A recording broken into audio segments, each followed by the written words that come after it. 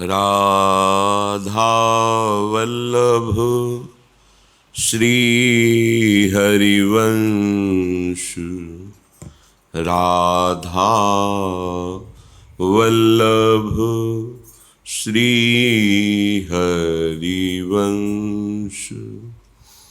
राधा वल्लभ श्री हरिवंश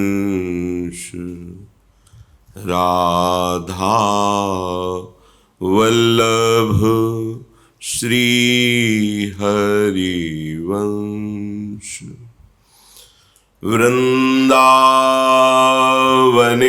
वृंदावनेश्वरी तवैव पदारविन्दम्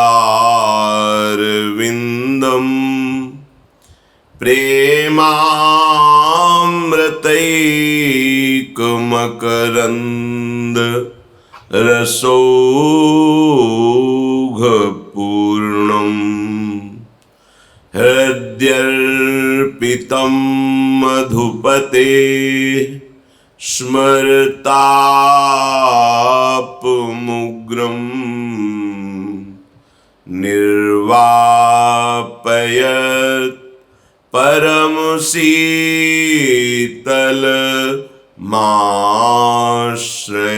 परमशीतलमाश्रयामि निर्वापयत् परमशीतलमाश्रयामि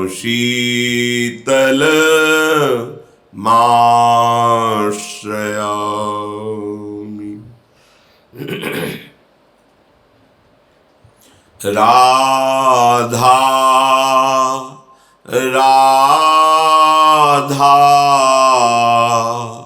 राधा राधा राधा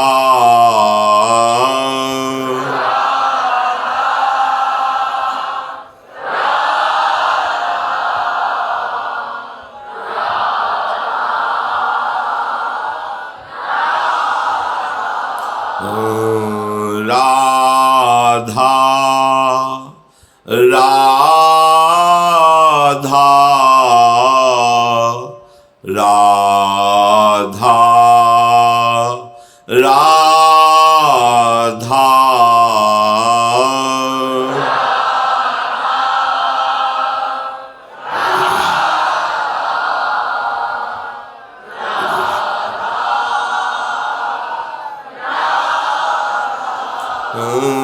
राधा राधा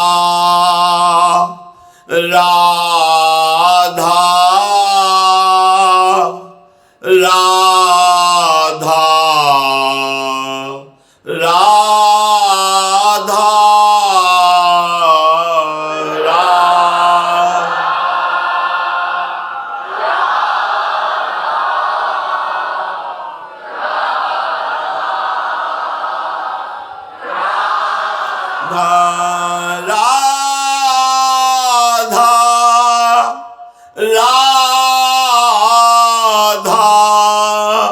राधा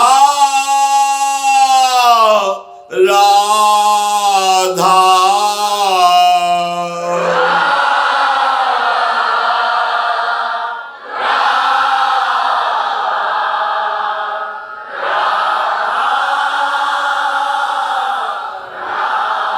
राधा राधा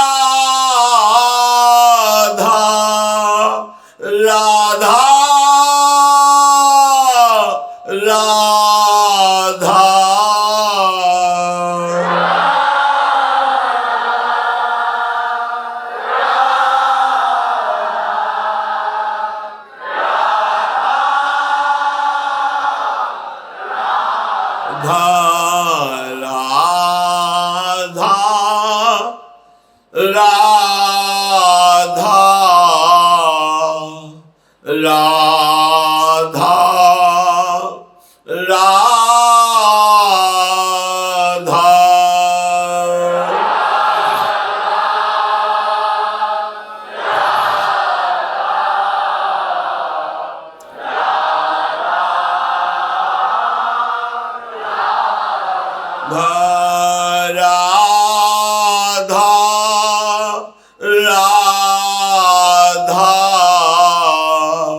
राधा राधा राधा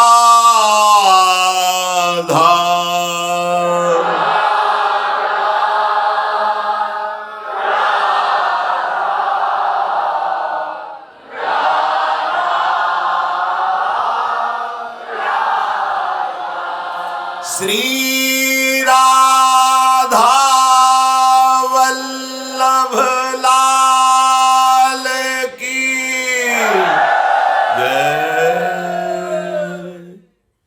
परम सच्चिदानंद घन प्रेमानंद स्वरूप नवनिभृत निकुंज परम पावन श्री वृंदावन धाम, श्री वृंदावन धाम के ललित लाडले युगल सरकार श्यामा श्याम और समस्त हित परिकर, ये जो हमें सौभाग्य मिला है यह हेतु की कृपा है आराध्य देव की। न जाने कौन से गुण पर दया निधि रीझ जाते हैं। कोई भी एक ऐसा दावा नहीं जिसमें हम ये पेश कर सके कि हम वृंदावन धाम के वास के अधिकारी, हम प्रिया प्रीतम के चरणारविंद की सेवा के अधिकारी, या हम निरंतर भजन करने के अधिकारी। मन सदैव विषय वासना देह भाव को लेकर के बस सुख भोगने की वृत्ति में लगा हुआ है। इंद्रियां सुखों की खोज कर रही, बुद्धि पार्थिव सुख का निश्चय कर रही, अहंकार देह भाव से युक्त हो रहा है। मलिनता ही मलिनता, अध्यात्म का कहीं भी स्थान इस मन में नहीं दिखाई दे रहा। पर कृपा है, बस इस कृपा का आदर कर लीजिए। इस कृपा का आदर करना जो हमें सौभाग्य मिला है, एक एक मिनट एक एक सेकेंड हम केवल अपने प्रभु के चिंतन का प्रयास करें। ये प्रयास देखकर ही प्रभु रीझ जाते हैं। हम उनके समीप श्रीअंग की सेवा तो बात दूर रही, किसी एक अंग का हम ध्यान करने के भी अधिकारी नहीं। क्योंकि मुनिमन ध्यान धरत नहीं पावत। मुनि जो वेद शास्त्रों के मंत्रों का मनन करते हुए पूर्ण धर्म से चलते, उन्हें मुनि कहते हैं। मुनिमन ध्यान धरत नहीं पावत। अपनी सामर्थ्य कहाँ है कि उनको हम ध्यान में भी देख सके। फिर श्रीअंग के समीप उनकी सेवा का अधिकारी हो तो अत्यंत दुर्लभ। तो कैसे प्राप्त हो जाता है? बस प्रयास। हमारा जो प्रयास है, हमारी जो चेतना शक्ति के द्वारा चेष्टाएं हो रही हैं, उनमें त्रुटि नहीं होनी चाहिए। प्रयास हमारा भगवत रिझाने का हो।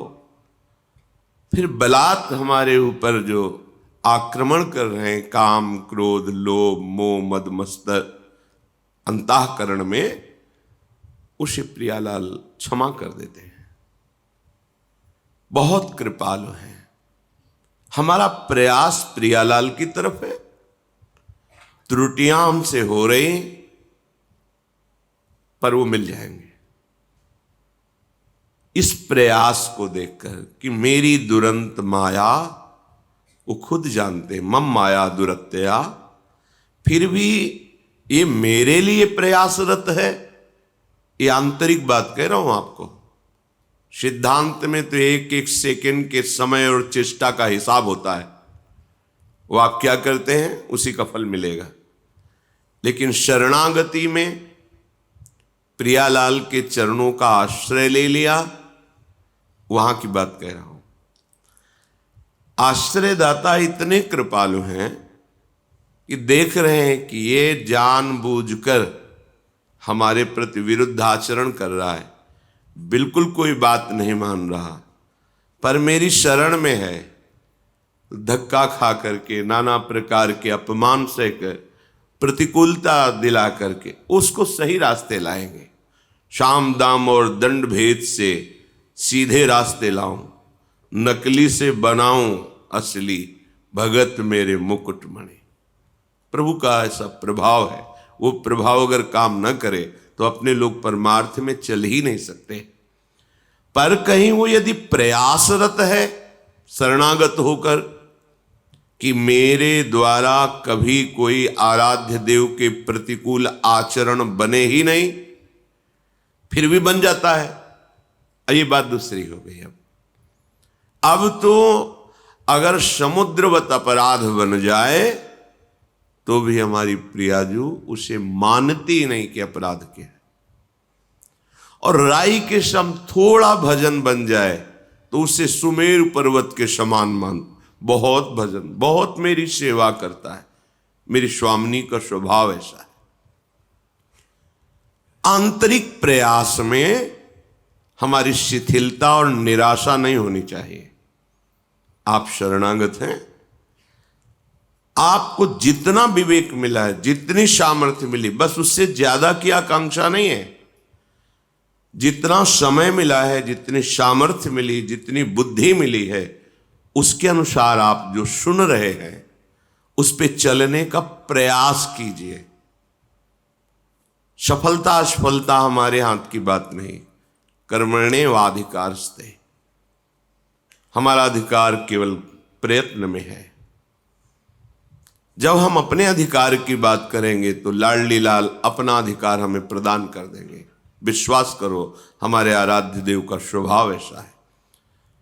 और स्वयं श्री भगवान कह रहे हैं कि मेरे प्रेम प्राप्ति का रहस्य मेरे समीप रहना नहीं है। श्रवणात् दर्शनात् ध्यानान् मयि भावोऽनुकीर्तनात्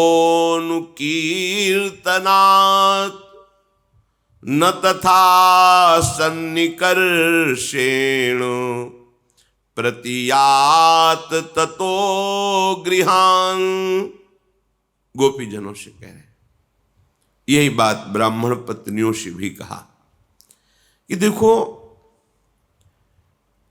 मेरे समीप रहने से वैसा प्रेम प्राप्त नहीं हो सकता जैसा श्रवणाद, मेरी लीला कथा सुनने से प्राप्त होता है।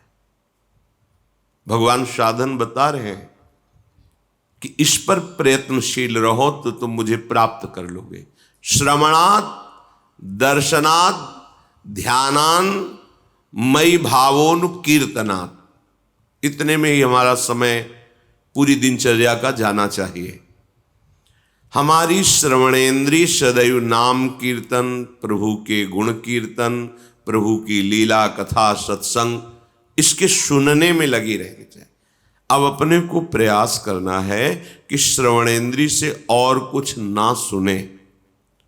परहेज नहीं करोगे, रहनी से नहीं रहोगे तो बहुत काल सत्संग होने पर भी आपका परिवर्तन नहीं होगा, क्योंकि आप अपना परिवर्तन करना नहीं चाहते तो कोई आपका परिवर्तन नहीं कर सकता। आप में जो ऊर्जा शक्ति है, चैतन्य शक्ति है, क्रिया शक्ति है, श्रवणाद, अपनी श्रवणेन्द्रिय को बस इतने पे सीमित कर लीजिए। प्रभु की चर्चा, प्रभु के भक्तों की चर्चा, उनकी लीला कथा, सिद्धांत, सत्संग, नाम कीर्तन, यही हमारी श्रवणेन्द्रिय सुने। भगवान आदेश कर रहे हैं कि मेरा निश्चित प्रेम प्रकट हो जाएगा। और दर्शनात्, प्रभु के छवि का दर्शन, श्री विग्रह का दर्शन, सब में भगवत भाव का दर्शन, वर्तन नहीं, दर्शन। सब में हमारे प्रभु हैं। ये बहुत बड़ा साधन है भगवत साक्षात्कार का। भगवान कह रहे हैं दर्शनात्। अपनी जो कुटिया में श्री जी विराजमान छवि रूप में, पहले भावना करो कि छवि नहीं, साक्षात बैठे हैं। तो अगर प्रभु साक्षात बैठे हो तो हम कैसा बर्ताव करेंगे? जो हमारे गुरुजन पधारते हैं, श्रेष्ठ जन पधारते हैं, तो हम कितना सरल, नम्र, प्रिय और सावधान होकर बर्ता। महाराज बैठे हैं, गुरुदेव बैठे, पर ये तो गुरुदेव के प्राणाराध्य बैठे हैं। हमारी सेवा में गुरुदेव भी हैं, आराध्य देव भी हैं।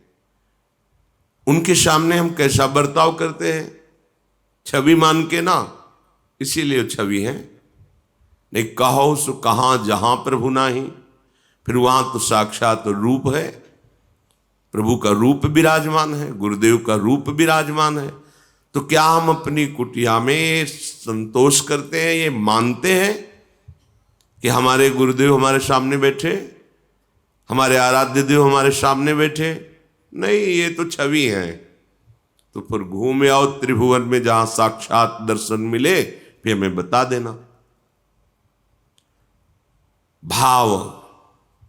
भावोनुकीर्तना, आपका भाव है, मेरे प्रीतम का नाम कीर्तन हो, सुन रहे, डूब रहे उसमें, मेरे प्रीतम की चर्चा हो रही। आहा, अहो भाग्य, आज साधु समागम प्राप्त हुआ।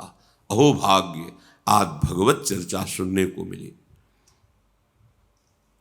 बड़े बड़े महापुरुषों ने जब आपस में भगवत चर्चा की तो एक दूसरे की वंदना कर रहे कि आज आपने मेरे आराध्य देव की चर्चा सुनाई। ओहो, धन्य है, आपने जो मुझे प्रदान किया उसके बदले में मैं कुछ नहीं दे पाता। आपने मुझे मेरे हरि का स्मरण कराया, हरि की चर्चा सुनाई। भाव, श्रवणात् दर्शनात्।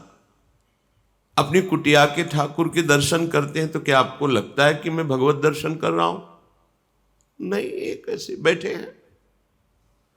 क्या आप उनके सामने से जय बार निकलते हैं, तय बार प्रणाम करते हैं? देख लीजिए अपनी दिनचर्या में, झुक के प्रणाम मुद्रा में उनके मेरे ठाकुर बैठे हैं। बहुत सुंदर एक उपासक का भाव, एकांतिक में उसके यहां कोई महापुरुष पधारे रात्रि के 11 बजे, अपनी श्री जी का समय से शयन करा दिया था। भक्त हृदय, और वो भी संत हृदय। उन्होंने कहा यदि आपकी श्री जी शयन कर गई तो अब हम कुछ नहीं पाएंगे, जब श्री जी नहीं पाएंगे तो हम भी नहीं पाएंगे। भक्त की अद्भुत भावना कि हम अपनी अब श्री जी को जगा नहीं सकते क्योंकि शयन कर गई। देखो, अगर भाव ना होता तो अपने घर के से पर्दा हटाओ, भोग लगाओ, संत जन को पाओ। नहीं, श्री जी तो शयन कर गए, अब नहीं, तो हम फिर कुछ नहीं पाएंगे। अब आप देख लीजिए, बार बार प्रणाम कर रहा है, उसके मन में लगा मेरे से अपराध बन गया क्या, प्रश्न किया करके।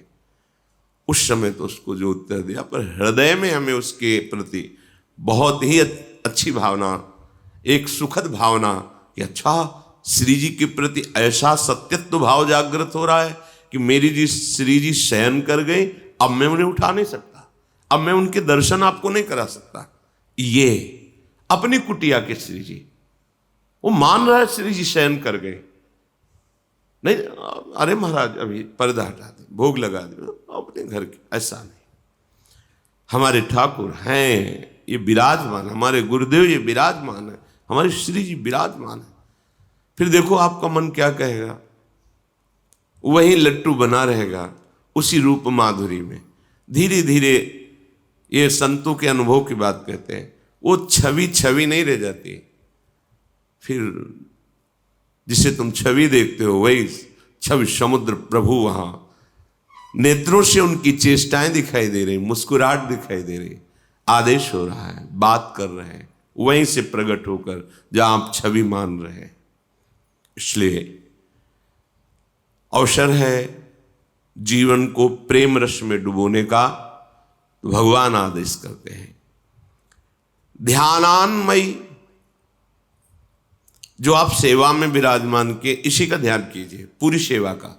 ये आचार्य चरण, ये प्राणाराध्य इष्ट देव, ये गुरुदेव, ये नाम से जैसे सिंहासन में वैसे तुम्हारे हृदय आसन में या मस्तिष्क में समाये हुए हैं।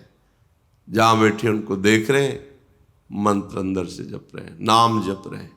बिल्कुल सरल बात। हम भगवान को देखा नहीं तो कैसे ध्यान करें? उद्दंडता नहीं। ये कौन बैठे हैं? किसी ने पूज्य पादुड़िया बाबा जी से कहा कि भगवान पाते हैं क्या?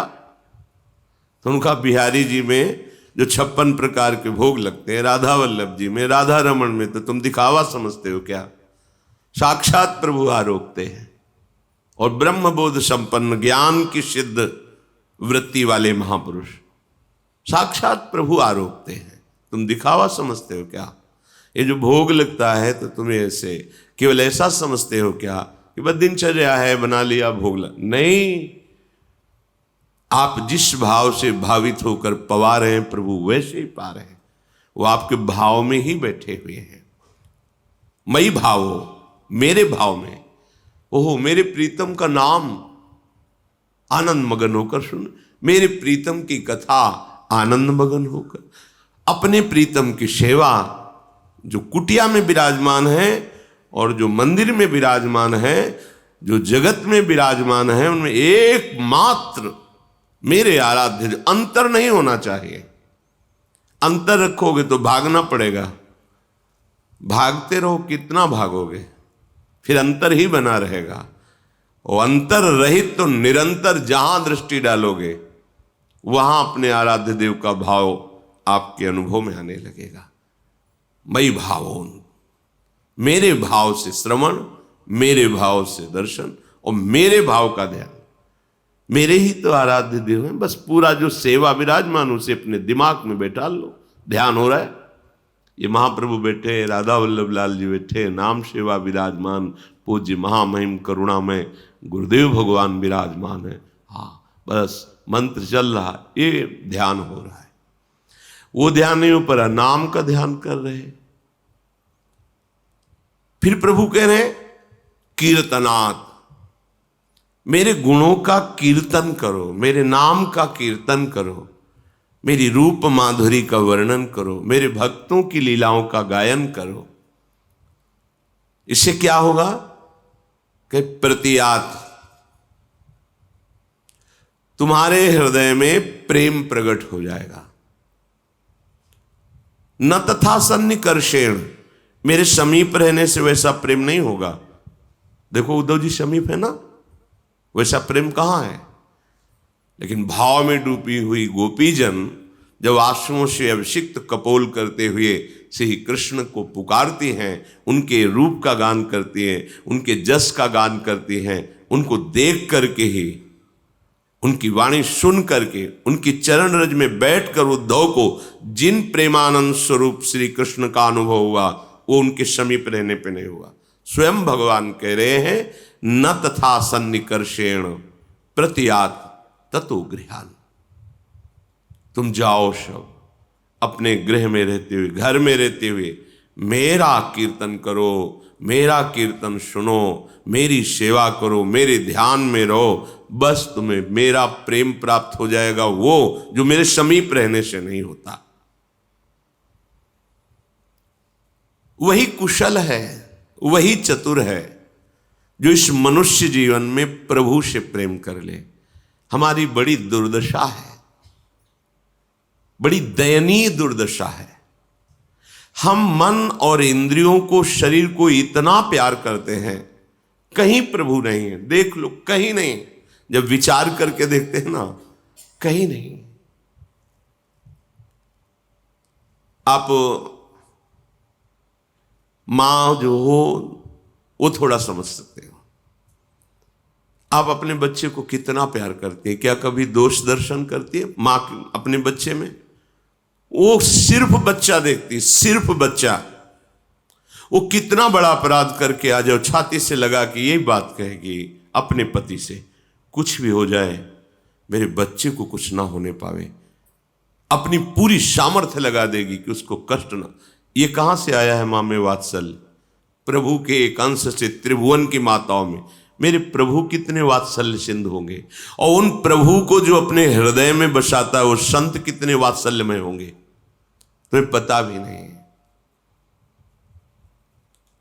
अगर हम अपने शरीर को दुलार करते हैं, इंद्रियों को दुलार करते हैं, मन को दुलार करते हैं, इतना करते हैं कि उसके आगे हम किसी को नहीं समझते। ये हमारे पास एक उदाहरण नहीं, शास्त्रों उदाहरण है। बचपन से शास्त्रों, ब्रह्मानंद में छके हुए गुरुदेव को, जिनके कृपा कटाक्ष से मोक्ष पदवी चरणों में लुट जाए, उनको जहर दे दिया केवल संपत्ति के लिए। महापुरुषों का दो प्रकार का वैभव होता है, एक होता है बाह्य वैभव, हो ऐश्वर्य जमीन ये वो सब, क्योंकि जब रिद्धियां सिद्धियां हाथ जोड़े खड़ी तो प्राकृतिक वैभव की बात क्या, लुटता है उनके सामने।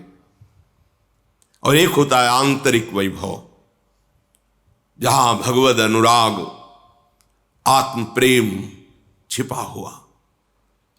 शरणागत जन दो प्रकार के ही उनके होते हैं, जो मूढ़ता को लिए हुए शरणागत हुए हैं, उनसे यही आकांक्षा करते हैं उनके वैभव का बाहरी भोग करने, और जो विवेक को लेकर शरणागत होते हैं वो उनके आंतरिक वैभव को प्राप्त करना चाहते हैं। जहां जिस सुख में वो मगन है वही सुख मुझे प्राप्त हो। परम गुरु स्वरूपा हैं श्री गोपीजन। कुर्वन्ति ही त्वयि रतिम कुशलाः स्वात्मन नित्य प्रिय पतिसुतादिभिरार्ति दैहि किम तन्नः प्रसीद परमेश्वर मास्म छिंद्या आशाम भ्रताम त्वयि चिराद अरविंद नेत्रम। हे अरविंदाक्ष, आप कहते हैं कि घर जाओ, प्रत्यात्म गृहम। आप कहते हो मैं मानती हूं, लेकिन विवेकवान वही है, ज्ञानवान वही है जो आपकी इस बात का रहस्य समझ जाए। गृह जाओ, लौटो हृदय में और देखो तुम्हारा प्रिय कौन है, पति, पुत्र, परिवार, सगे सने संबंधी, धन, वैभव? नहीं, ये जिनके कारण प्रिय लगता है उस कारण के परम कारण आप हैं। समझो, इस शरीर प्रिय क्यों कर लगता है? इसमें कृष्ण है इसलिए, और कृष्ण अंतर ध्यान हो जाए तो इसी शरीर को जला दोगे, गाड़ दोगे, नष्ट कर दोगे। तो प्रियता किससे थी? कृष्ण से थी ना। कह रहे विवेकवान, ज्ञानवान, नित्य प्रियता जहां से प्रकट हो रही हो परम कारण आप हैं, क्योंकि आप ही सबकी आत्मा हैं, आप ही सबके प्यार हैं। हम जहां भी प्यार करते हैं हम पार्थिव शरीर भाव को ले लेते हैं, इसलिए वो दूषित काम, राग, आसक्ति, मोह, इन नामों से पुकारा जाता है। अगर उसमें हम भावना करें मेरा प्रीतम चिद चिद लक्षणम सर्वम राधा कृष्णमयम जगत, हो गए सिद्ध। और उसी को जब देह भाव से स्वीकार करते हैं कि ये देह पुत्र, ये देह पिता, ये देह पत्नी, ये देह, वही राग मोह आसक्ति बंधन का कारण। तो जो शास्त्रज्ञ जन हैं, ज्ञानी जन हैं, विवेकवान हैं, वो सबसे प्रेम करते हैं, पर क्या भाव रख करके? क्योंकि आप ही सबकी आत्मा और प्रियता का परम कारण है। आप सबकी आत्मा इसलिए पर आत्मा है। जो प्रियता हो रही वो आपसे हो रही प्रभु। ये जो संसार में पति पुत्र रिश्ते स्नेह नाते, इनको मान करके जो प्रियता करता है आपसे विमुख होकर के, वो केवल दुख ही दुख प्राप्त करता है। और इन्हीं में जब आपका भाव कर लेता है तो वो बंधन मुक्त हो जाता है। कोई नई बात नहीं हुई, समझो। ये परम गुरु बोल रहे हैं, सब बड़े बड़े ब्रह्म ऋषि इनकी चरण रज की वंदना करते हैं। हे परम ईश्वर, अब हम पर प्रसन्न होइए, अब ऐसा उपदेश मत कीजिए, क्योंकि मैं जान गई हूं कि समस्त प्रियता का परम कारण आप हो।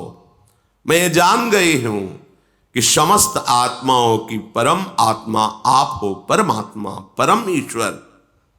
इसलिए हमारी आशा लता सिर्फ हे श्याम तमाल आपके चरणों में, बस आपके सिवा मेरी कोई आशा नहीं है, क्योंकि मैं जान गई हूं कि आपके सिवा कोई है नहीं। और जो आपसे विलग संबंध माना जाता है वही बंधन का कारण होता है, वही नाश का कारण होता है। इसलिए श्री भगवान की बात और भगवान के अनुराग में डूबी हुई श्री गोपीजनों की बात, दोनों की बात को देखिए। भगवान कह रहे मेरी प्राप्ति का, मेरे प्रेम प्राप्ति का सहज उपाय है, मेरे नाम गुण का खूब कीर्तन करो, मेरा ध्यान करो, मेरी सेवा करो, और मेरा जो यश है नाम कीर्तन उसे श्रवण करो। और गोपीजन कह रहे कि जो पति पुत्र आदि परिवार सने संबंधी, इसमें आपका आकर्षण है। आप सबकी प्रियता के कारण नहीं, परम कारण है। आप सबकी आत्मा ही नहीं, परम आत्मा है, इसलिए आपसे ही प्रेम करना चाहिए। मेरी आशा सिर्फ आपके चरणारविंद की है। दोनों जगह एक भाव पुष्ट हुआ। अगर आप घर गृहस्थी में रहते हैं या आप वैरागी हैं, दोनों भावों की तरफ दृष्टि डालिए। हमारा व्यवहार जो बनता है वो परमार्थ स्वरूप है। सब में अपने प्रभु को देखकर व्यवहार करना है। हमारी जो परमार्थ की वृत्ति है वो संक्रामक ना होने पावे, मिलावट ना होने पावे। उसमें थोड़ा प्रपंच सुना, थोड़ा कथा सुन ली, थोड़ा नाम कीर्तन सुना, थोड़ा इधर उधर, थोड़ा सेवा की, थोड़ा गंदी बातें भी की, वो समझ में नहीं आएगा आपको कि परमार्थ क्या है। और आप फिर लंबा समय बताएंगे कि मैं 20 वर्ष से शरणागत हूं, हाथ कुछ नहीं लगेगा। चलनी में गैया दुहे और दोष दयु को दे। हमारे भाग्य में नहीं लिखा, भगवान ही नहीं चाहते कि मैं दूध पीऊं। क्यों? क्योंकि दूध टिक ही नहीं रहा है। ये नहीं देख रहा कि दूध किस में रहे। चलनी में गैया दुहे और दोष दयु को दे, हरि गुरु कहो न मानहि। बस यह है चलनी में धोना। हरि गुरु की बात बिल्कुल नहीं मानना, मनमानी आचरण करना, तो 20 वर्ष लगे रहने पर फिर हाथ नहीं कुछ लगता, अनुभव नहीं होता। तो मन यही कहता है सुख तो संसार में ही है। ये कहने सुनने की बातें केवल परमार्थ की हैं, विश्राम तो भोगों में ही है, ऐसा बुद्धि निश्चय करने लगती है। इसलिए सावधान रहिए, इसका श्रवण कीजिए, मनन कीजिए और आचरण में उतारिए। चलते हैं मार्कंडेय जी महाराज युधिष्ठिर को भगवान श्री राम की पावन लीलाओं का अद्भुत रस प्रदान कर रहे हैं। प्रसंग चल रहा है विदेहराज जनक जी के यहां धनुष यज्ञ में भगवान श्री राम ने धनुष भंग कर दिया है और सियाजू जयमाला डाल दिए। दुंदुभियां बज रही, जय घोष हो रहा, पुष्प वर्षा हो रही। ये देखकर जो दुष्ट स्वभाव के राजा लोग थे सब मिलकर के कहा कि इन राजकुमारों को बंदी बना लो और जानकी को छीन लो। अगर जनक सहायता करते हैं तो सहायक सहित सैनिकों सहित इनको मार दो। उद्दंडता, बल विक्रम तो पहले ही खो दिया है, तुम अजगों को हिला भी नहीं पाए, उठाना और तोड़ना तो बात रहा। पर मूर्खता ऐसी होती है कि वो विचार नहीं करने देती। विवेक ऐसा होता है, विचार करता है। जो विवेकवान राजा थे उन्होंने कहा तुम लोगों ने विचार नहीं किया कि तुम कितने बड़े बलवान हो, अब मूर्खता पूर्ण बर्ताव कर रहे हो। अरे अपने नेत्रों का लाभ लो, सियाराम जी के इस रूप का दर्शन करके जीवन को सफल करो।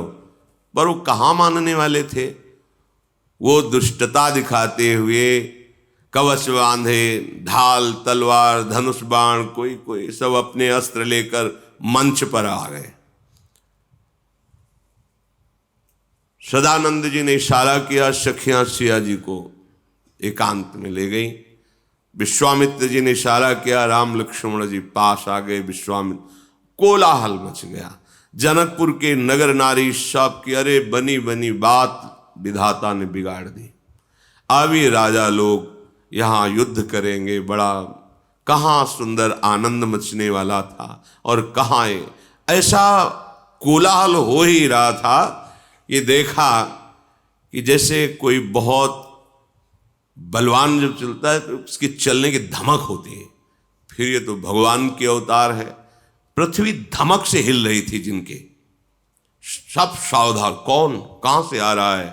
तो सामने देखा, गौर शरीर भूति भल भ्राजा, भाल विशाल त्रिपुंड विराजा, शीस जटा शशि बदन सुहावा, ऋषि बस कछुक अरुण होइयावा। गौरांग बदन है और उस पर भस्म लगी हुई, विशाल भाल पर त्रिपुंड है और विकराल स्वरूप, टेढ़ी भौहें, लाल नेत्र। और एक सब परशुराम ने जो बड़े बड़े पले पले ढाल तलब कूद पड़े, मंच से भागे प्राण बचा के। भगवान परशुराम जी का आगमन हुआ। वस्त्र तो मुनियों के से है, वलकल की लंगोटी, मृग शर्म बंधा हुआ, पीछे 2 तोड़ीर, दाहिने हाथ पे फरसा, बाएं हाथ पर धनुष और सिंहवत चाल। ये विकराल रूप देख करके जो मुनि हृदय थे, जो शांत हृदय महात्मा जन थे, बड़े प्रसन्न हुए। ये जो बहुत डींगे हाँक रहे थे ना, ऐसे भागे जैसे बाज मैदान में उतरे तो एक पक्षी दूसरा नहीं दिखाई देगा। रंगमंच पर कोई नहीं। वो जो दुष्ट जन बड़े उछल रहे थे ना, सिंहासनों के पीछे छुप गए, एकदम भागने का अवसर नहीं कि दृष्टि पड़ेगी। जिनके भीष्म जी चेला हैं, द्रोणाचार्य जी चेला है, वो भगवान परशुराम अस्त्रवेत्ता, दिव्यास्त्रों के स्वामी हैं। इन्हीं के तो शिष्य है द्रोणाचार्य जी, भीष्म जी। कर्ण भी शिष्यता छल करके प्राप्त किए। दिव्यास्त्र भाग के कहा जाएगा, ब्रह्मांड में किसी कोने पे जाए भगवान परशुराम का दिव्यास्त्र, उसे बख्शेगा थोड़ी। जिधर दृष्टि जाती खड़े हो जाते हैं, अपने बाबा का नाम, अपने बाप का नाम बता के साष्टांग दंडवत। देखत भृगुपति बेश कराला, उठे सकल भय विकल भुआला, पितु समेत कही कही नीज नामा, लगे करन सब दंड प्रणामा। खड़े भाग के आए, साष्टांग दंडोत, हमारे पिता का नाम ये है, हमारा नाम ये है, ऐसा। जहां ऐसे दृष्टि की जो प्रणाम कर रहा है, वो समझ गया मेरी आयु पूरी हो गई। यद्यपि वो सहज ही देख रहे, जेहि सुभाए चित वही हितु जानी, सो जानई जनु आयु खुटानी। गई राजा लोग प्रणाम किए। तत्काल सदानंद ने इशारा किया, जनक जी सामने आए और प्रणाम करके जानकी जी को सखियां ले आई। जानकी जी प्रणाम किया परशुराम जी के चरणों में, देखा, आशीष दिया, इशारा किया सदानंद ने, सामने से ले जाओ इनके। आशीष दीन सखी हरसानी, निज समाज लई गई शयानी। चतुर सखिया प्रणाम करवा के विश्वामित्र जी खड़े हुए, समीप आए, गले मिले परशुराम जी के। राम लखन को इशारा किया, प्रणाम करो। प्रणाम। नेत्रों से पूछा परशुराम जी, कौन है ये राजकुमार? राम लखन दशरथ के ढोटा, तो दीन आशीष देखी भल जोटा। बड़ी सुंदर जोड़ी है गौर श्याम, चिरंजीवी भव परशुराम जी। महाराज ये चक्रवर्ती सम्राट महाराज दशरथ के पुत्र राम लक्ष्मण हैं, हमारी यज्ञ रक्षा के लिए आए। चिरंजीवी भव, चिरजीवी का आशीर्वाद दिया। फिर राम जी की तरफ देखते हैं, हृदय कुछ प्रेम विवस्था में डूबता चला जा रहा है। राम ही चितई रहे थकी लोचन, रूप अपार मार मदमोचन। करोड़ों कामदेवों के अभिमान को चूर करने वाला प्रभु श्री राम का रूप है। देखकर परशुराम जी का हृदय प्रेम विवश हो रहा। फिर सावधान, दृष्टि रोषवश करते हुए कहा, बहुर बिलो की विदेह सन, कहु कहा अति भीर, पूछत जानी अजान जिमी, व्याप्यऊ को पुशरीर। हृदय को संभाला और क्रोध धारण करते हुए कहा, ए जनक, एक ऐसी राजाओं की सभा है, यहां क्या हो रहा है? जनक जी हाथ जोड़ के सामने, महाराज हमारी पुत्री जानकी जी हमारे महल में विराजमान भगवान शंकर का अजगो खेल खेल में एक दिन से बाएं हाथ से उठा लिया। तब मुझे लगा कि मेरी पुत्री का वही वर होगा जो इस अजगो का खंडन करेगा। तो हमने धनुष यज्ञ की रचना की और ये सब उसी स्वयंवर में आए हुए। दृष्टि घुमाई, देखा अजगो जो हमारे आराध्य देव का है वो खंडित ऐसे जमीन में पड़ा हुआ है। अत्यंत क्रोध में भर गए और कहा, तू बड़ा ज्ञानी बनता है लेकिन मैं तुझे मूर्ख कहता हूं। देवाधिदेव महादेव के इस अजगो का इस तरह अपमान, ये कोई स्वयंवर की वस्तु है? हमारे आराध्य देव के धनुष को तोड़कर ऐसे फेंक दिया गया। तू शीघ्र बता किसने धनुष तोड़ा है, नहीं तो पूरे राज्य का तेरे विनाश कर दूंगा। भगवान परशुराम, जहां तक तेरा अधिकार है सबको नष्ट कर दूंगा। अब तो सब डर गए। मंत्री राजा आई हुई सभा की बनी बात सब बिगड़ गई। कोई उत्तर दे तो कैसे दे?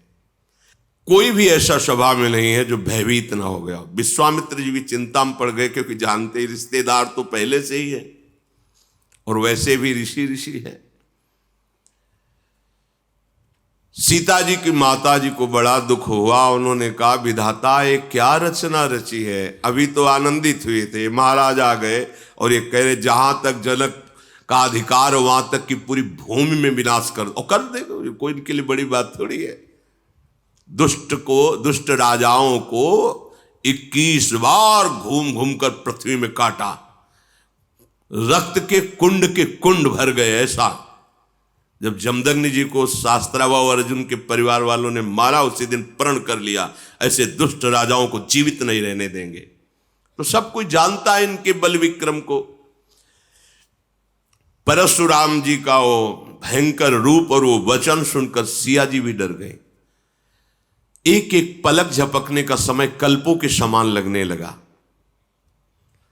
जनक जी भयभीत, पूरी नगर की प्रजा भयभीत, जनक जी की पत्नी भयभीत, सिया जी भयभीत। भगवान श्री राम ने देखा तो सबको निर्भय करने वाले प्रभु उठे, सहज में उठे। ना कोई हर्ष है, ना कोई शोक है, ना कोई भय है। हाथ जोड़ा, कहा, प्रभु आप जानना चाहते हो कि धनुष किसने भंग किया? तो नाथ शंभुधनु भंजनिहारा,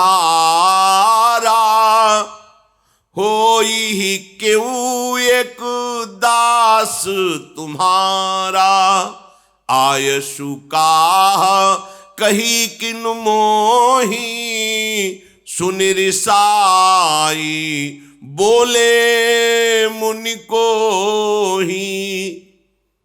भगवान श्री राम खड़े हुए, जिस देखा कोई बोल ही नहीं रहा, सब भयभीत हो रहे, हाथ जोड़ा और कहा, हे नाथ, भगवान शिव के धनुष का भंजन करने वाला कोई और नहीं, आपका कोई दास ही होगा, आज्ञा कीजिए, मैं आपकी सेवा में उपस्थित हूं। ये सुनकर परशुराम जी बहुत क्रोधित हो गए। उनका सेवक होगा मेरा, मेरे आराध्य देव का धनुष भंग करेगा? अरे सेवक वो होता है जो स्वामी को प्रसन्न करे, सेवा के द्वारा सेवकाई करे। ये तो दुश्मन का काम किया है, वो मेरा सेवक हो सकता है? जिसने भगवान शंकर के धनुष को तोड़ा है, शास्त्रा हुआ, वो अर्जुन के समान मेरा वो दुश्मन है। सामने उपस्थित हो, नहीं पूरी सभा को काट डालेंगे। सो बिलगाई बिहाई समाजा, न तुम्हारे जय हैं सब राजा। सब राजा लोग उसे बाहर कर दे या वो स्वयं बाहर होकर आ जाए, नहीं पूरी सभा मारी जाएगी। भगवान तो हाथ जोड़े खड़े हैं। लक्ष्मण जी उछल पड़े, विश्वामित्र जी के बगल में बैठे हुए थे, आए और कहा, महाराज एक धनुष पे इतनी गुस्सा की जाती? हमने तो सैकड़ों धनुष तोड़े बाल्यावस्था में, जहां खींचते थे टूट जाता था, कभी आप नहीं आए गुस्सा करने के लिए। इस धनुष में क्या खास बात है जो आप इतना उछल रहे, क्रोध कर रहे, और सब मारे जाएंगे, सब मारे जाएंगे? बहु धनु ही तोरी लरिकाई। कभी हमने नहीं देखा कि धनुष टूटा तो आप आ गए, और लेकिन आज आपको इतनी गुस्सा क्यों आ रही है? परशुराम जी ने कहा, चिरंजीवी का आशीर्वाद दिया है इसलिए मैं शांत हो रहा हूं। रे नृप बालक काल बस बोलत तो ही न संभार, धनु ही सम त्रिपुरारि धनु विदित सकल संसार। अरे मूर्ख बालक, तू काल के अधीन हो रहा है। साधारण धनुइयों के सामने तू भगवान शंकर के अजगों को, जो विश्व में बंदित हैं, उनके धनुष को तुम उनसे जोड़ रहे हो। लक्ष्मण जी ने कहा, हे देव, मेरे तो ऐसा लगता है कि धनुष धनुष है, कोई भी धनुष हो। अब इस पुराने धनुष में रखा ही क्या था? उठाया जरा में टूट गया, इससे किसी का लाभ और हानि तो हुआ नहीं। मेरे प्रभु ने तो इसे समझा कि बहुत वजनदार है, बहुत कठोर है, तो उठाते ही टूट गया, इसमें कोई दोष नहीं है। और आप बिना किसी दोष के ऐसे उछल उछल करके क्रोध कर रहे हैं, हमको तो अच्छा नहीं लगता आपका ये स्वरूप। परशुराम जी ने इसे फरसा लिया, बोले चितई परसु की ओरा, रे सठ सुन्यो स्वभाव न मोरा, बालक बोली बधौ नहीं तो ही, केवल मुनि जड़ जा नहीं मोही, बाल ब्रह्मचारी अति कोही, विश्व विदित क्षत्रिय कुल द्रोही, भुजबल भूमि भूप बिनु कीन्ही, विपुल बार मही देवन दीनी, सहस बाहु भुज छेद निहारा, परसु बिलोक महीप कुमारा। परसा से दिगाए,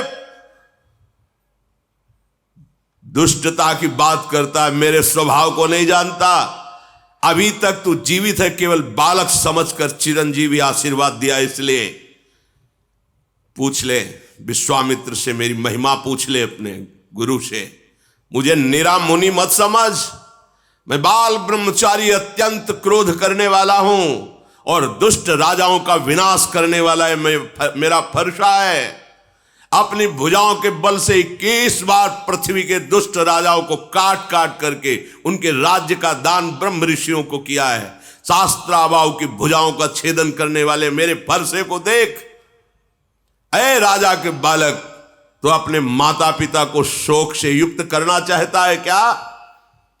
जब मैं दहाड़ता हूं और फरसा लेकर दौड़ता हूं तो स्त्रियों के गर्भ गिर जाते हैं, प्रहार करने की बात नहीं रहती। लक्ष्मण जी हंस पड़े, वाह वीर वाह मुनि, स्त्रियों के गर्भ गिर जाते, वाह कैसे महात्मा आप हैं, धन्य है। पूरी सभा हाय है कर रही कि छोटे राजकुमार क्या कर रहे हैं, मानो घी में आहुति डाल रहे हो, वैसे ही हाथ जोड़ के इन्हें शांत करना चाहिए। लक्ष्मण जी ने हंस करके कहा कि अब समझ में आया कि आप कितने जोर के योद्धा हो, पर हम आपको बता दें कि फूंक से पहाड़ नहीं उड़ाया जा सकता। भूल में मत रहना, बालक समझकर कहीं भूल में मत रहना, फूंक से पहाड़ नहीं उड़ाया जा सकता। ये बार बार जो है जो फरसा दिखा रहे हो, तो यहां कुम्हड़ बतिया को नाही, जे तर्जनी देख मर जाही। यहां कोई कुम्हड़ा की बत्तियां नहीं कि अंगुली दिखा दोगे सूख जाएगी, कि तुम्हारा फरसा बार बार दिखा रहे ना कि फरसा दिखा दियो हम डर जाएंगे। फूंक से पहाड़ उड़ाने की कोशिश मत करो, हमें निरा बालक मत समझो। आपको प्रणाम किया है तो सिर्फ मुनि वेश देख करके, और ये जो आप फरसा धनुष बाण, ये मुनि वेश के विपरीत है। मैं अभिमान से नहीं कहता हूं, आप सच्ची समझ लो, मुझे केवल बालक मत समझना। अगर हम आपसे अभी नम्रता से पेश हो रहे हैं तो उसका कारण है, भृगुसुत समुझी जनेऊ बिलोकी, जो कछु कहो सहस ऋषिरों की। आप जो बोल रहे हो ना, और मैं सह रहा हूं, इसका कारण एक ही है। एक तो यज्ञोपवीत धारण की ब्रह्म ऋषि हो, और दूसरी बात जानता हूं भृगुवंश को पावन करने वाले महात्मा हो। इसी के कारण आपके ऐसे कठोर वचन और ऐसे अभिमान भरे वचन सुनकर मैं शांत हूं, क्योंकि हमारे कुल में देवता, ब्रह्म ऋषि और भगवान के भक्त, इन पर कभी हाथ नहीं उठाया जाता, चाहे जितना बड़ा अपराध कर दें। हमारे कुल में वीरता इन पर नहीं दिखाई जाती। आप ब्रह्म ऋषि हैं, महात्मा है, भगवान के भक्त पर, महात्मा पर, ब्रह्म ऋषियों पर हमारे कुल में कभी हाथ नहीं उठाया जाता, क्योंकि इनको मारने से बहुत बड़ी ब्रह्म हत्या लगती है, और अगर इनसे हार जाए तो बड़ी भारी अपकीर्ति होती है। फिर भी हम आपके पैरे ही पड़ रहे हैं कि आप शांत हो जाइए। आपको ज्यादा ही अस्त्र शस्त्र दिखाने की जरूरत नहीं, क्योंकि आपके वचन ही करोड़ों वज्र के समान हैं, तो और अस्त्र प्रहार करने की जरूरत क्या है? आपने बेकार में फरसा धारण कर, फरसे से ज्यादा तो आपके वचन है कठोर, अर्थात मुनि के वचन बहुत मृदु, शांत और समदर्शिता से युक्त होने चाहिए, वो आपके हैं नहीं। अगर आपको हम कुछ अनुचित बोल रहे हो तो आप उसका लक्ष्य समझ लेना, आपके पास धनुष बाण और फरसा देख करके। अगर आप केवल मुनि बन करके आते तो अर्घ पाद्य देकर आपके चरणों में हम बैठे रहते। पता नहीं क्या हो रहा है कि लक्ष्मण जी बोल रहे हैं और परशुराम जी का हाथ काम नहीं कर रहा, नहीं उनके सामने कोई बोल सके। अब विवश हो गए। विश्वामित्र जी का समझाओ ना अपने चेला को, बहुत उद्दंडता कर रहा है। कौशिक सुनऊ मंद यह बालक, कुटिल काल बस निज कुल घालक, भानुवंश राकेश कलंको, निपट निरंकुश अबुध असंको। विश्वामित्र जी समझाओ ना इसे, बड़ा कुबुद्धि है, कुटिल है, एक काल के बस हो रहा। अगर हमारा फरसा चला तो इसके ऊपर ही नहीं पूरे इसके वंश का विनाश कर देंगे। ये तभी निकलता है जब कमजोर हो जाता है सामने वाला। हमारी बात बताओ ना कि हम कौन हैं। अभी एक क्षण में काल का ग्रास हो जाएगा। मैं पुकार करके कहता हूं इसके बाद कोई मुझे दोष मत देना। लक्ष्मण जी ने कहा, महाराज दूसरे को बताने की जरूरत ही नहीं। आपका यश, जब से आप आए तो अपने मुख से इतनी बार यश कह चुके हैं कि दूसरे को परिचय बताने की जरूरत नहीं। आप बार बार फरसा उठा बता चुके हैं। अगर अभी कुछ और रह गया हो तो और बता दीजिए। सब कह रहे कि ये जो गौरवर्ण का कुमार है तो बहुत ही विचित्र है। हमें लगता है भगवान आपको संतोष नहीं है। आप क्रोध मत रोकिए। आप वीरता का वेश धारण किए हैं। आप और बोलिए और बोलिए, जो कुछ करना चाहे आप कर लीजिए, आप क्रोध को रोकिए मत। पर आपको जरूर ये कहता हूं कि साधु के वेश में शोभा नहीं देता। हमने तो देखा है कि जो वीर योद्धा होते हैं वाणी से नहीं बोलते, उनका काम बाणों से होता है। वो आप जब से आए हो वाणी से ही बोलते जा रहे हो। सारी सवाल कार्य किसी तरह इस कुमार को चुप करो, कहीं ऐसा ना हो कि कुछ अमंगल हो जाए। वो इधर लक्ष्मण जी ने कहा कि डींग हाँकना बंद करो महाराज, अब अपनी वाणी का वज्र प्रहार करना बंद करो। आप तो बार बार ऐसे धमका रहे हो, मतलब काल आपकी अंगुली के इशारे से ही चलता हो। लक्ष्मण जी की कठोर सुनते ही परशुराम जी ने भयानक फरसा संभाला और हाथ में लिया और बोले, आप दोष मत देना, मैं इसकी अभी गर्दन उतारता हूं। बहुत बचाया पर अब ये बचेगा नहीं। विश्वामित्र जी आ गए, क्षमा कीजिए क्षमा कीजिए। देखो, बालकों की बातों पर आप जैसे महान ऋषि ध्यान नहीं देते, इनका स्वभाव ही ऐसा होता है। परशुराम जी ने कहा, मैं कुछ समझ नहीं पा रहा हूं कि वही मैं परशुराम, वही मेरा फरसा, मेरे हृदय में दया का लेश नहीं, और गुरुद्रोही मेरे सामने कठोर वचन कह रहा, मैं कुछ कर नहीं पा रहा। ये उत्तर पर उत्तर दिए जा रहा है, मैं इसे मार नहीं पा रहा। विश्वामित्र जी, हमें लगता है तुम्हारा प्रेम काम कर रहा है, कि हमारा तुम्हारा पहले का प्रेम है और तुम्हारे इसीलिए हमें लगता है हम इन्हें छोड़ रहे हैं, नहीं तो अब तक इस गुरुद्रोह करने वाले को मैं यमपुर पहुंचा देता। विश्वामित्र जी हंस करके सोच रहे कि मुनि को सब हरा ही हरा नजर आ रहा है, जैसे सावन में कोई अंधा हो जाए तो हरा ही हरा। इनको ये राजकुमार राजे कुमार नजर आ रहे, अभी इनकी दिव्य दृष्टि खुली नहीं कि देख पावे कि कौन है, चराचर के स्वामी सामने खड़े हैं। श्री राम और लक्ष्मण को साधारण क्षत्रिय समझ रहे हैं। विश्वामित्र जी ऐसा मन में सोचकर सावधान कर रहे, शांत। लक्ष्मण जी पीछे से विश्वामित्र जी के कहा कि महाराज, आपका सील और स्वभाव देखकर क्या सील है, नम्रता है आपकी, और क्या स्वभाव है आपका, और हंस दिए। हम बतावे आपका सील स्वभाव? माता का गला उतारा है फरसे से, बड़ा सील है। अरे सब कह रही क्या, मतलब लक्ष्मण जी में भय कहां, भगवान शेष के अवतार है। मैं अच्छी तरह से जानता हूं, आप अपने माता की ऋण से ऋण हुए और पिता की ऋण से। अच्छा, गुरु का जो ऋण है वो आप उतारने के लिए मेरे भरोसे आए हो कि अब मैं इनको मार दूंगा तो गुरु ऋण से ऋण हो जाऊंगा। अच्छा, तो ब्याज सहित बताइए आपका गुरु ऋण क्या है, मैं चुका दूं। बुलाइए किसी हिसाब करने वाले को और बताइए आपके गुरु ऋण में मैं क्या चुका दूं। सुनि कटु बचन कुठार सुधारा, हाय हाय सब सभा पुकारा। भगवान परशुराम, आप तो नहीं बचेगा। और एकदम लक्ष्मण जी ने कहा, फरसा मत दिखाओ मुझे बार बार। आपको रणधीर और वीर दूसरे मानते होंगे, ये फरसा दूसरों को दिखाओ। हमारे यहां ब्रह्म ऋषियों पर कोई बल नहीं चलता, इसीलिए मैं चुप हूं। सब सभा के लिए लगे, अनुचित है अनुचित है, लखनलाल ऐसा मत बोलो, ये महावीर है। सब पुकार।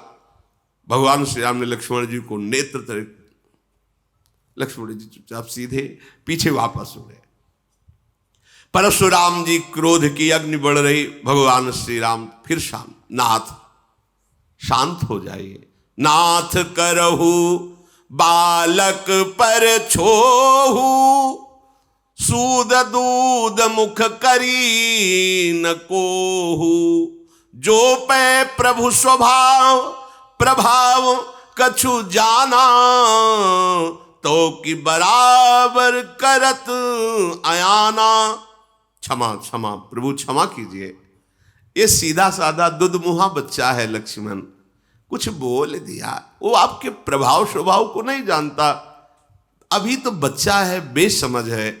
नाथ जो लरिका कछु अचगरी करही, गुरु पितु मातु मोद मन भरही, करी कृपा शिशु सेवक जानी, तुम समशील धीर मुनि ज्ञानी। बालक है, बालकों की चपलता देखकर माता पिता गुरु नाराज नहीं होते हैं, मोद धारण करते हैं। छोटा सा बच्चा सेवक जानकर कृपा कीजिए, आप समदर्शी सुशील धीर ज्ञानी महात्मा हैं, प्रभु आप शांत होइए। शांत ऐसा लगे जैसे आग के ऊपर पानी पड़ गया हो। परशुराम, हाँ तुम हमारी महिमा को जानते हो। राम वचन सुनी कछुक जुड़ाने। पीछे से लक्ष्मण जी ने मुस्कुरा करके फिर परशुराम जी को इशारे से, परशुराम ने कहा देखो तुम प्रार्थना करो। वो हंस करके फिर हमें क्रोध दिला रहा है। ये बड़ा, और राम जी के पीछे से इशारा करे, बहुत जोर के मुनि हो तो, और हंस लक्ष्मण जी की हंस, और राम जी हाथ जोड़कर गंभीरता, आप महामुनि धीर वे, और लक्ष्मण जी हंस के, हमें पता है कितने बड़े तुम वीर हो। उन्होंने कहा कि राम तोर भ्राता बड़ पापी, ये बड़ा पापी है, मुझे वहां से फिर जला रहा है, तुम इसे दुधमुआ बच्चा कहते हो। अरे गौर शरीर श्याम मन माही, कालकूट मुख पय मुख, ये दुधमुआ नहीं जहरीला है, भगवान शेष के अवतार है, दुधमुआ थोड़ी है। जहरीले ऐसे जहरीले कि उन्हीं के तेजाग्नि से संपूर्ण प्रलयाग्नि प्रकट होती है और सब सृष्टि का लय हो जाता है। ये गोरे बदन वाला जो छोटा कुमार है, तुम इसे दुधमुआ कह रहे हो, दुधमुआ नहीं, ये विषमुआ है, बड़ा टेढ़ा है, तुम जैसे शील स्वभाव वाले हो ऐसा नहीं है वो। तुम्हारे पीछे देखो हमको फिर चिढ़ा रहा है, देखो चिढ़ रहे हैं भगवान परशुराम। इतने महामुनि और लक्ष्मण जी जहां इशारे, तो वो फिर देखो बोला, गुस्सा हो रहे। लक्ष्मण जी ने खुल कर हंस के कहा कि मुनि आपको आज तक ये ज्ञान नहीं हुआ कि क्रोध करना पाप है। इस क्रोध के वशीभूत होकर के बड़े अनुचित हो जाते हैं कार्य, पूज्य जनों की हिंसा हो जाती है। आपको इतना ज्ञान नहीं कि आपको क्रोध नहीं करना चाहिए। वैसे तो आप मुनिराज हैं, मैं सदैव आपके दासत्व को ही स्वीकार करता हूं, ऋषियों की दासता स्वीकार करता हूं। अब तो क्रोध त्याग दीजिए। धनुष टूट गया, अब जुड़ेगा तो है नहीं। खड़े खड़े बार बार उलर रहे हो आप, तो पैर दुखने लगे होंगे, आसन पे बैठ जाओ, आपके पैर थोड़ा विश्राम कर ले, बैठ जाइए। अगर धनुष के बिना आपको चैन न पड़े तो हमारे अयोध्या में ऐसे कारीगर हैं, हम अभी बुलाते हैं, एक क्षण में धनुष को जोड़ देंगे, कारीगरों से जुड़वा के आपको धनुष देंगे।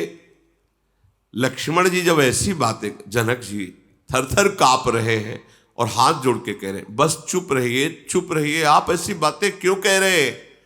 जनकपुर के सब स्त्री पुरुष कांप रहे, मन ही मन कह रहे हैं कि बना बनाया काम परशुराम जी वैसे ही क्रोधित थे, ये छोटा कुमार और आग में घी की आहुति डालता जा रहा है। लक्ष्मण जी की निर्भय वाणी सुनकर भगवान परशुराम जी का क्रोध और बढ़ रहा है, पर हृदय में कोई क्रिया नहीं हो रही। वाणी से तो बोल रहे पर हृदय एकदम शांत है, ना तो मारने की इच्छा हो रही है, एकदम हृदय शीतल, क्योंकि सामने साक्षात भगवान श्री राम विराजमान है। ये मन का मैला, शरीर का सुंदर, ऐसा लग रहा है जैसे विष में से भरा सोने का कलश हो। इसको भाई बस शांत कर दो, परशुराम जी सबसे इसको शांत कर दो। लक्ष्मण जी ने हंस करके कहा कि और किसी को कहने की जरूरत ही क्या है महाराज, आपका शांत वेश देखकर वैसे ही हम शांत हैं, मतलब आपका तो खुद अशांत स्वरूप हो रहा है इस समय। प्रभु श्री राम ने ऐसे देखा, अब शांत रहिए। लक्ष्मण जी सकुचा गए और विश्वामित्र जी बुलाए, लक्ष्मण जी को पास बैठाला। भगवान श्री राम हाथ जोड़े और विनय के साथ कोमल वाणी में कहा, प्रभु आप सुजान हो, बड़ा सुंदर स्वभाव आपका है, आप उस बालक की तरफ से मैं क्षमा मांगता हूं। देखो बालकों का स्वभाव, जैसे बरैया होती ना, वो बैठेगी उसका स्वभाव है, और अगर वो जरा सा डंक मारेगी तो वो फूल जाता है, जलन होती। ये बच्चों का स्वभाव, खेल खेल में कुछ अमंगल कर सकते हैं।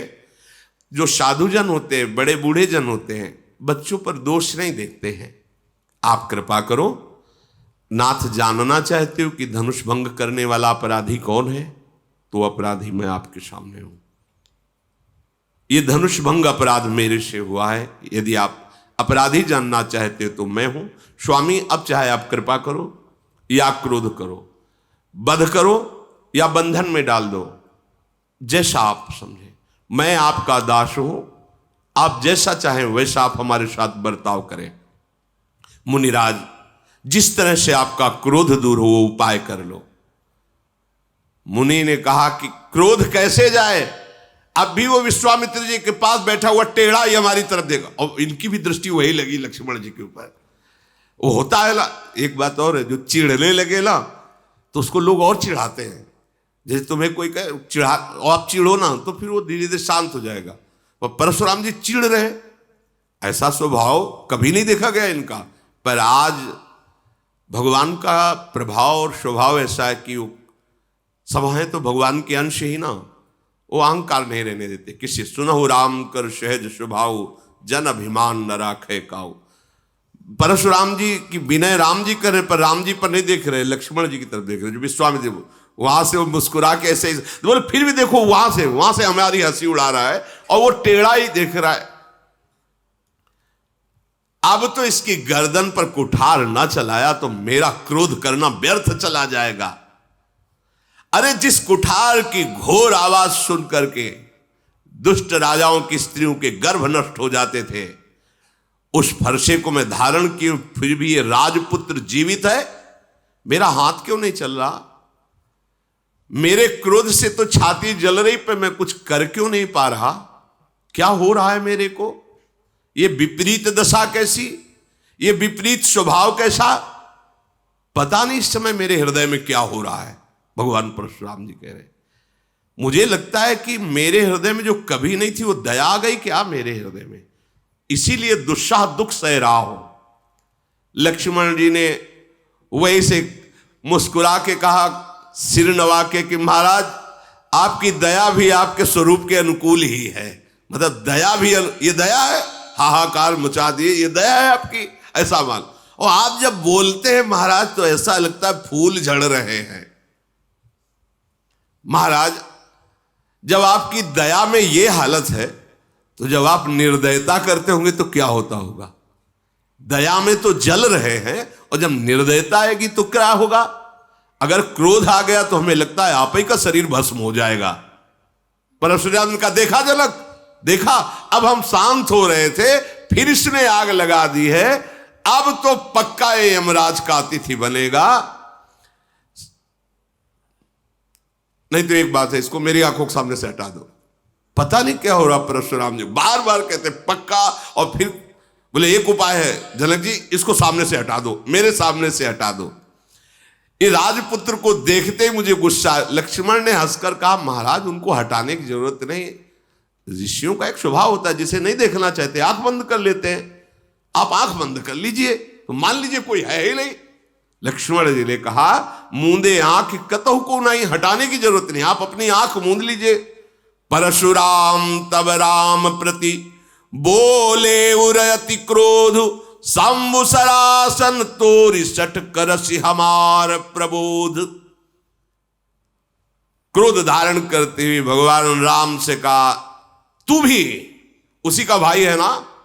बार बार विनय करता है और भगवान शिव के धनुष को तोड़ा और हमें ज्ञान सिखाने चला है। तेरा भाई तेरी ही सम्मति से मुझे कटुवचन बोलता है, और तू आकर छल से हाथ जोड़कर मुझे शांत करना चाहता है।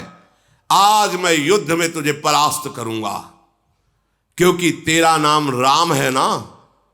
अब ये राम नाम तेरा, मैं युद्ध में, ऐ शिवद्रोही, छल त्याग कर मुझसे युद्ध कर। भगवान श्री राम से कहा, नहीं तो भाई सहित तुझे इस रंगमंच पर मार डालूंगा।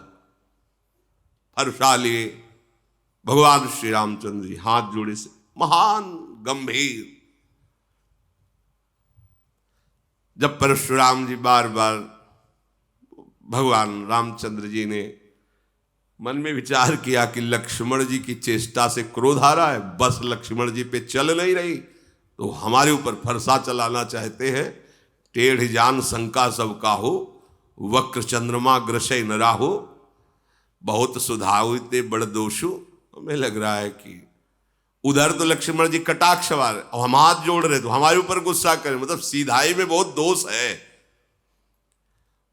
भगवान श्री राम ने बड़े गूढ़ वचन बोले। राम कहो ऋष तजिए मुनीसा, कर कुठारु आगे यह सीसा। जेहि ऋष जाय करी सोई स्वामी, मोहि जानी आपन अनुगामी। प्रभु सेवक ही समर कस, तजहु विप्रवर रोषु।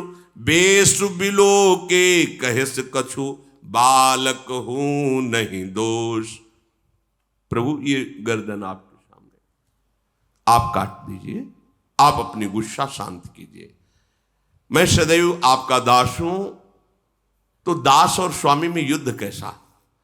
अगर बालक ने कुछ अनुचित बोला है तो आपकी समझ में, मेरी समझ में अनुचित नहीं बोला है।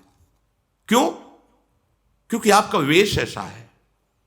फरसा लिए हो, धनुष बाण लिए हो, बार बार कठोर वचन बोल रहे हो, तो आपको ये पता होना चाहिए कि रघुवंशी बालक है। सामने आकर के अगर कोई ललकारे तो दैन्य वचन और दैन्य चेष्टा करना ये रघुवंशियों में नहीं है। आपका कुठार बाण धनुष ये देख करके, वीर समझ करके वो बालक ऐसा बकाया अनुचित नहीं है आपके भेष के अनुसार।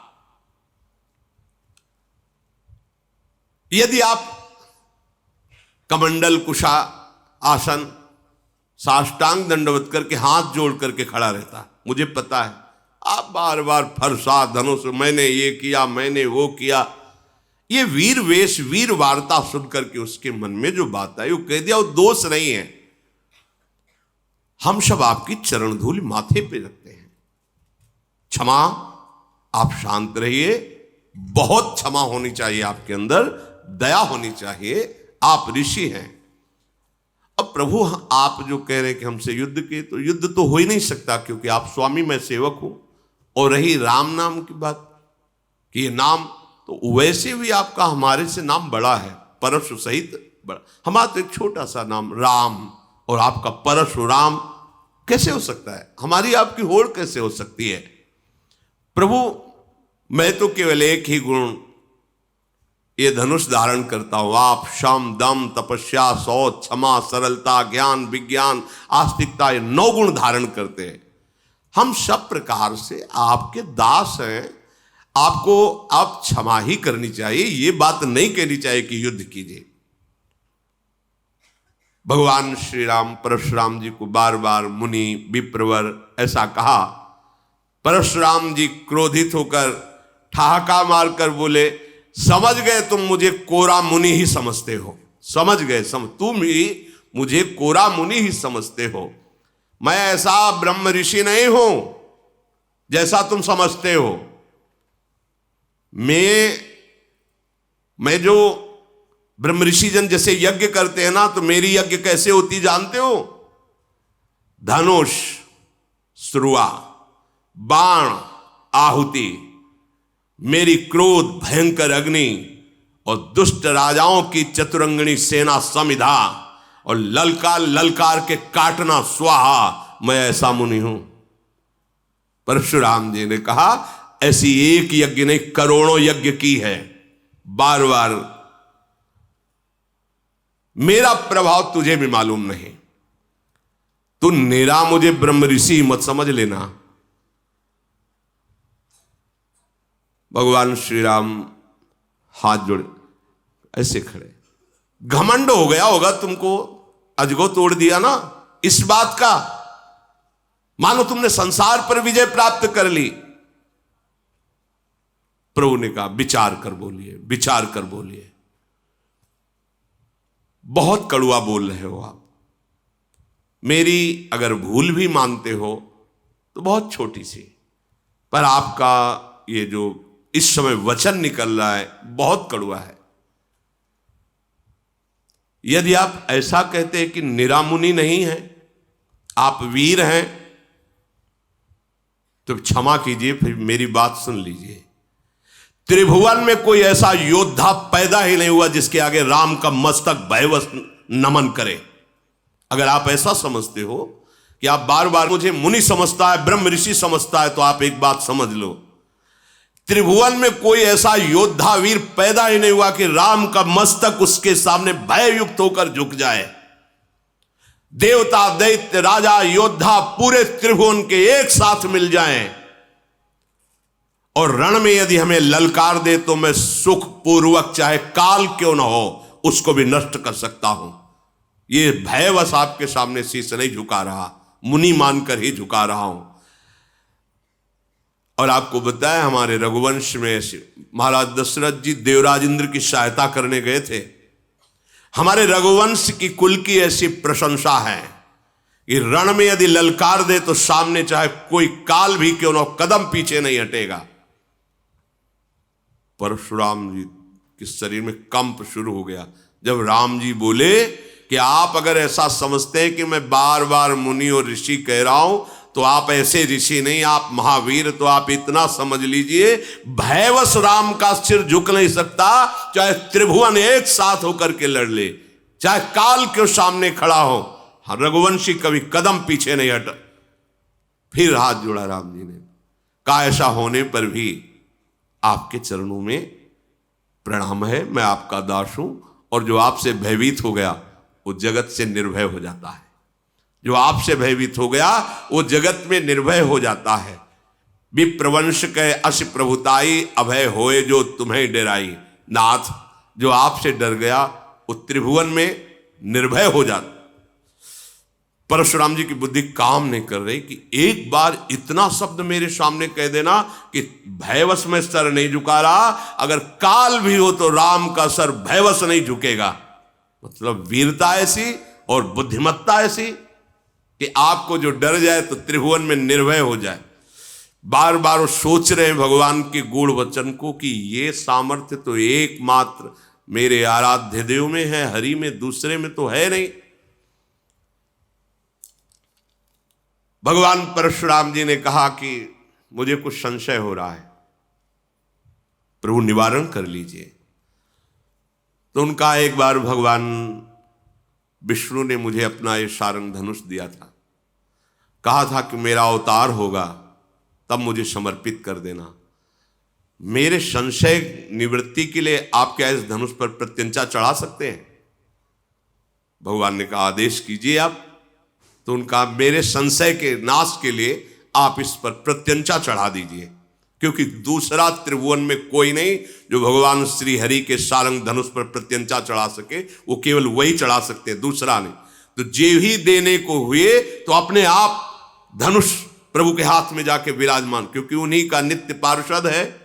भगवान ने एक क्षण में खींचा, प्रत्यंचा चढ़ाई, अमोघ बाण संधान किया, देत चाप आप ही चल गयऊ, परशुराम मन विस्मय भयऊ।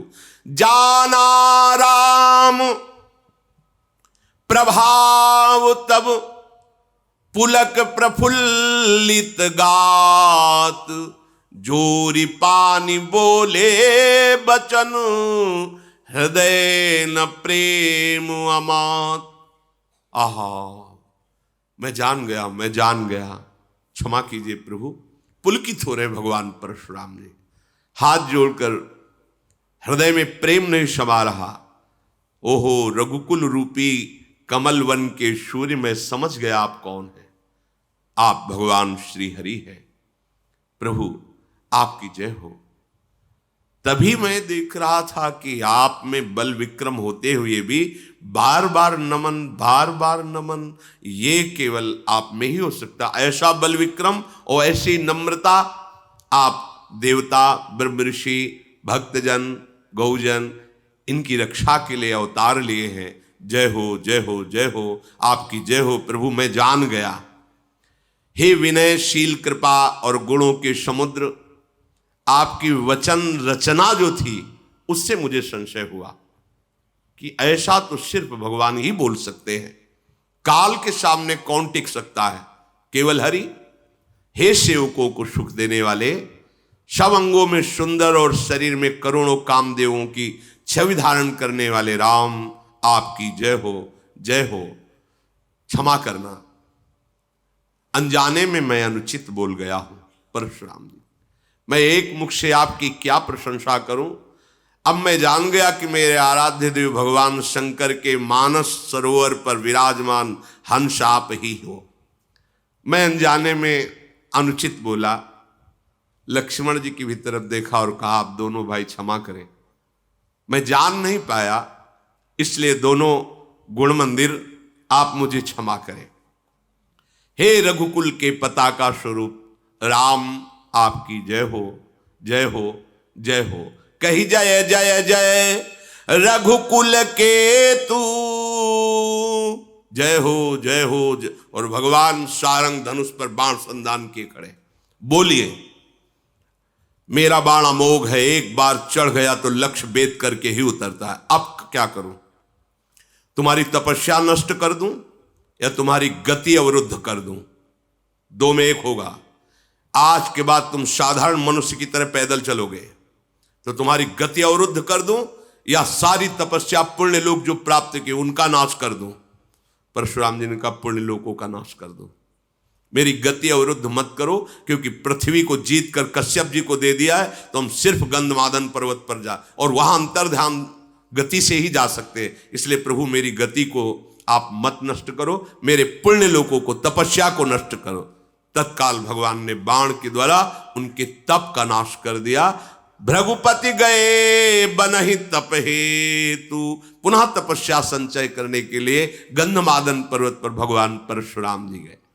अब तो जो कायर क्रूर कर्मी राजा लोग, राक्षस लोग छुप छुप के राजा बन के आए थे ना, कि अरे धनुष भंग तो किया ही, परशुराम जैसे महावीर चरणों में माथा रख के जय जय करके चले गए, टिकना ठीक नहीं है, सब भाग गए। जितने क्रूर कर्मी राक्षस राजा बन के गए थे, अब तो देवताओं की दुंदुबियां बजने लगी, फूल बरसने लगे।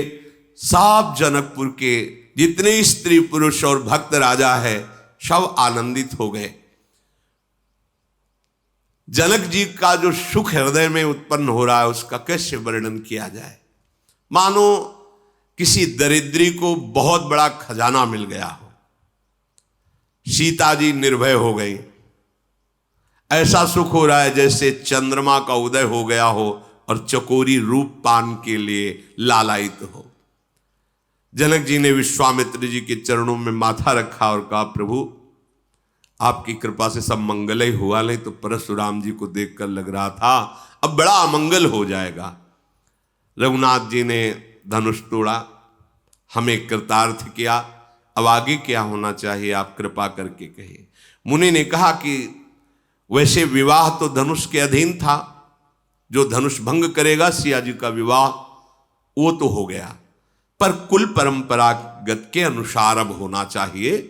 इसलिए तुम अपने कुल का व्यवहार करो जैसा ब्याह का होता है, और तत्काल अयोध्या को दूत भेजो और अयोध्याधिपति महाराज दशरथ को सूचना दो कि आप बारात लेकर के आओ जनकपुर, और यहां फिर कुल के अनुसार ब्याह हो। ऐसे ये महारस। देखो भगवान हमारे सब रूपों में है, अपने जनों को सुख देने के लिए जैसी भावना से जो युक्त होता है, हमारे प्रभु इतने करुणामय हैं, वही रूप रख करके अपने भक्तों को आनंदित करते हैं। वह हमारे ही श्री हरि हैं, इन्हीं के विविध रूप हैं। इनके चरित्र सुनने से क्या होगा जानते हो? अपने प्रभु में आसक्ति होगी। हम आपको हृदय की बात बताते हैं, जैसे एकांत में मनन होता है ना, तो वहाँ सारंग धनुष वाले नहीं होते, बात इनकी चलती है और चेष्टा उनकी होती है। कोई भी चरित्र सुनना भक्त के या प्रभु के, उसका परिणाम होगा आपने जिस इष्ट भाव को स्वीकार किया उसी में गाढ़ रति हो जाएगी। परिणाम देखना, ये नहीं कि आप ये चरित्र सुन रहे हो तो इस चरित्र का परिणाम होगा आपको श्यामा श्याम की अखंड प्रीति प्राप्त होना। ये यहां के अनुभव की बात कहते हैं। महापुरुषन ने सब रस गायो, ध्रुवदास जी ने, महापुरुषन ने सब रस गायो, सब रस गायो, पर देखनो ये है कि उनको हियो कहां ठहरानो, ताही गहनो। देखना है कि उनका हृदय कहां रंगा हुआ है, उसी हृदय रंग को पकड़ना। और प्रभु तो प्रभु ही है ना, हम उनका जस गा रहे हैं, सुन रहे हैं, तो देख रहे हैं कि मेरे किस रूप के उपासक हैं, तो वही रूप आसक्ति प्रकट करेंगे, वही गाढ़ भाव प्रकट करेंगे। तो कभी किसी के मन में ऐसा ना आवे जैसा कि अरे अरे नहीं, अरे इधर बोलो संसार की तरफ, हमें नहीं सुनना किसी और की बात। ये और नहीं है, ये वो ठौर हैं जिनसे तुम्हारा हृदय निहाल हो जाएगा सब रूपों में। वृंदावन दास चाचा जी ने गायन किया है प्रभु के पावन चरित्र। बड़ा ये थोड़ा आंतरिक विषय है, इसका फल होगा देखना, जैसे जैसे सुनोगे हृदय निर्मल होगा और भगवान का जो हमारा आराध्य स्वरूप, लाडला स्वरूप, लाडली लाल है, उनके चरणों में प्रीति होगी। शेष चर्चा आगे। श्री राधा वल्लभ लाल की।